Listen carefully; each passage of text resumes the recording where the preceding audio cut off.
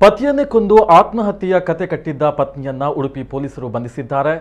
ಘಟನೆ ಉಡುಪಿ ಜಿಲ್ಲೆಯ ಅಂಪಾರಿನಲ್ಲಿ ನಡೆದಿದೆ.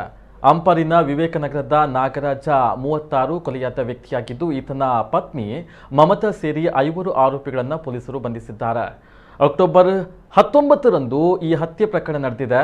ವಿಪರೀತ ಕುಡಿತದ ಚಟವನ್ನು ಹೊಂದಿದ್ದ ಪತಿ ವಿಚಾರದಿಂದ ನೊಂದಿದ್ದ ಪತ್ನಿ ಮಮತಾ ಸ್ನೇಹಿತರ ಜೊತೆ ಸೇರಿ ಗಂಡ ನಾಗರಾಜನನ್ನ ಕೊಂದು ನೇಣನ್ನ ಹಾಕಿದ್ಲು. ಮಮತಾ ಸ್ನೇಹಿತ ಕುಮಾರ್ ದಿನಕರನನ್ನ ಬಂಧಿಸಿದ ಪೊಲೀಸರು ಪ್ರಕರಣದಲ್ಲಿ ಭಾಗಿಯಾದ 2 ಬಾಲಕರು ರಿಮ್ಯಾಂಡ್ ಹೋಮ್ಗೆ ಕಳುಹಿಸಲಾಗಿದೆ.